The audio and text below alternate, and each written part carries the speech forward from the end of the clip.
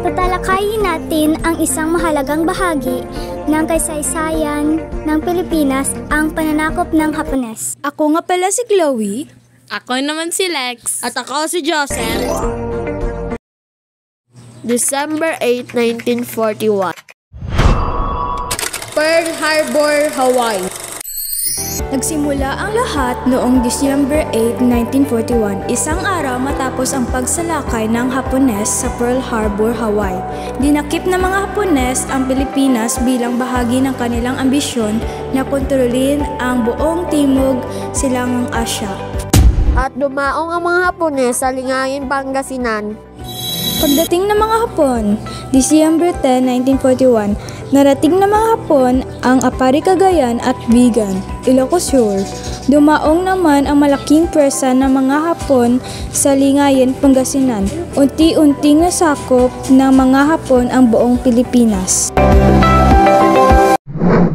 Idiniklara ni General Douglas MacArthur na open city ang Maynila. Noong December 26, 1941, nagpahayag si General Douglas MacArthur na gawing open city ang Maynila. Ito ay nangangahulugang hindi ito dapat maging target ng anumang forma ng pananalasa o pagsalakay dahil ito ay walang militar na depensa. Sa ngalan ng mga mamamayan ng Maynila, ako bilang kanilang pinuno ay nagpapahayag ngayon na ang Maynila ay isang open city, sabi ni General MacArthur. Death March, Abril 9, 1942. Nagsimula ang isang madilim na kabanata sa kasaysayan ng Pilipinas noong Abril 9, 1942 nang ang mga sundalong Pilipino at Amerikano na nagtatanggol sa Bataan ay sumuko sa mga Hapones. Ito ang simula na tinatawag na Death March. Ang Death March ay isang sapilitang pagmamarcha na umaabot ng 65 hanggang 112 kilometro mula Bataan hanggang Capas, Tarlac sa loob ng 7 araw. Ang mga sundalo ay pinilit na maglakad ng walang sapat na pagkain at tubig at sa ilalim ng matinding init ng araw. Death Train.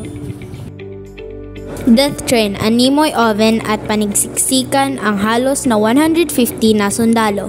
Dito ay namatay ang mga ibang sundalo. Labanan sa Corregidor. Ang Corregidor ang pinakahuling tanggulan ng bansa na napasakamay ng mga Hapones. Ang labanan ng Corregidor na nangyari noong Mayo 5 to 6, 1942 ang pagtatapos ng pangangampanya sa mga Hapones upang sakupin ang Commonwealth ng Pilipinas. Patakaran sa panahon ng Hapon. Kalibapi. Ang Kalibapi, kapisanan sa paglilingkod sa bagong Pilipinas, ay isang organisasyon na itinatag ng mga Hapon noong 1942. Ito ay ginawa upang suportahan ang mga patakaran at mga layunin ng Hapon sa Pilipinas. Ang Kalibapi ay naglunsad ng mga kampanya para pagkakaisa, pagtutulungan at pagtangkilik sa mga produkto ng Hapon. Puppet Government. Pamahalaang puppet. Isang pamahalaan na pinamumunuan ng mga Pilipino, ngunit labis na naimpluwensyahan ng mga Hapones.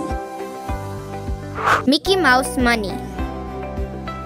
Mickey Mouse Money, ang salaping papel na tinatawag nilang salaping walang halaga o laruang papel. At hanggang doon ng mga bata, sana may natutunan kayo sa ating aralin.